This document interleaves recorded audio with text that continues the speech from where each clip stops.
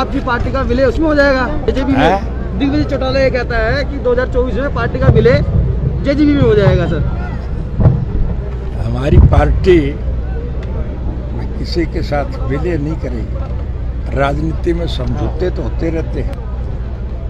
एक वक्त ऐसा भी आया था कि बीजेपी के साथ हमने गठबंधन किया था और बगैर किसी स्वार्थ के किया था। अटल बिहारी वाजपेयी जी प्रधानमंत्री बने थे, उन्होंने बहुत कोशिश की कि हमारी पार्टी के लोग मेरी कैबिनेट में शामिल हो। हमने इनकार कर दिया कि हम आपका बिना स्वार्थ के मदद करेंगे। हमने उनकी मदद की और वो सरकार जब हार गई थी तो हमारी वजह से दोबारा जीत करके आए थे। फिर जब विधानसभा के चुनाव हुए तो बीजेपी वालों ने हमसे बात करनी शुरू की। उन्होंने कहा कि हमें पार्लियामेंट के हिसाब से फैसला करें।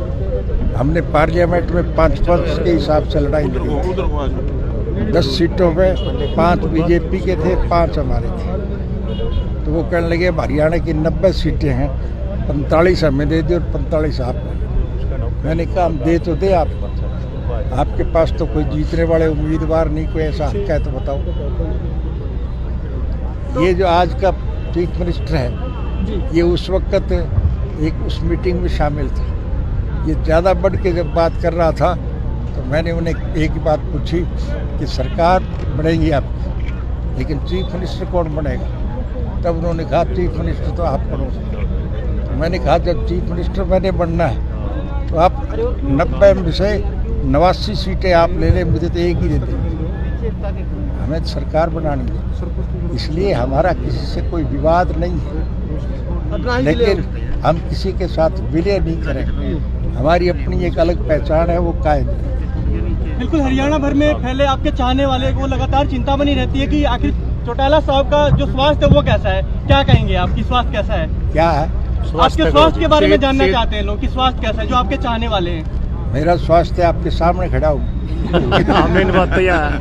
सर देखिए, जब आपकी सरकार थी तो सब जो लोग हैं सब खुश थे, लेकिन आप देखेंगे कि इसराना के जो विधायक हैं बलबीर वाल्मीकि जी और एक गरीब के परिवार के द्वारा जो है उन पर बड़े जो संगीन आरोप लगाए गए हैं कि उन्होंने उनको टॉर्चर किया है। अब वो जो परिवार है वो जो है राष्ट्रपति से इच्छा मृत्यु की मांग कर रहा है। सर, इसमें क्या कहेंगे? किसी व्यक्ति विशेष के साथ क्या होता है मैं उसमें नहीं जाना चाहता जी।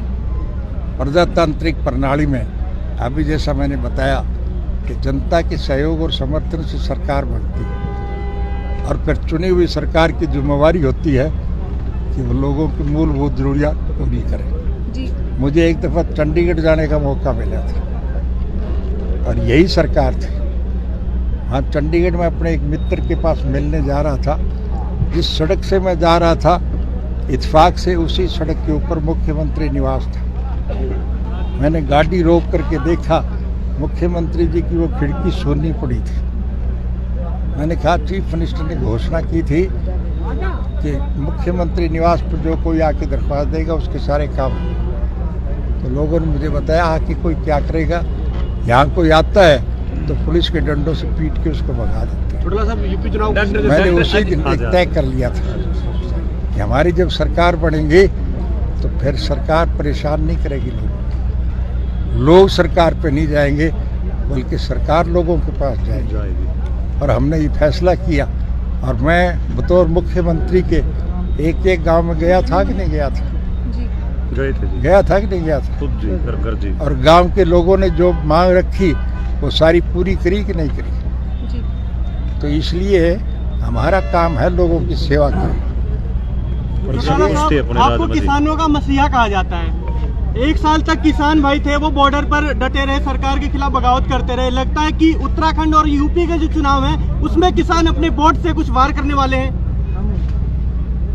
मैं कोई ज्योतिषी और नजूमी नहीं, ना कोई पत्रकार, लेकिन जैसे हालात दिखाई दे रहे हैं उसके मुताबिक मैं दावे के साथ कह सकता हूँ कि आज उत्तर प्रदेश में निश्चित रूप से बीजेपी की सरकार का पतन होगा, क्योंकि मुलायम सिंह का सारा परिवार इकट्ठा हो गया, मुस्लिम और जाट सारे इकट्ठे हो गए, हरिजन इकट्ठे हो गए। फिर जब ये सब लोग जुड़ेंगे तो फिर सरकार इनकी बनेगी कि नहीं बनेगी? हरियाणा प्रदेश वालों को क्या आपका मैसेज क्या रहेगा? क्या कहेंगे हरियाणा की जनता को आप? हमारा तो एक ही है कि चौधरी देवीलाल जी के स्वप्न साकार किए जाएं। आम नागरिक की मूलभूत जरूरियात हम पूरी करेंगे, हमारी एक सोच है। ये हल्का क्षत्रिय प्रोग्राम था चौटाला साहब का, और हर हल्के वाइज चौटाला साहब प्रोग्राम कर रहे हैं। इंडियन नेशनल लोकदल की नीतियों को हल्के वाइज बता रहे हैं, लोगों को जुड़ाव के लिए उकसा रहे हैं, कह रहे हैं कि भी ज़्यादा से ज़्यादा इंडियन नेशनल लोकदल के साथ जुड़ो।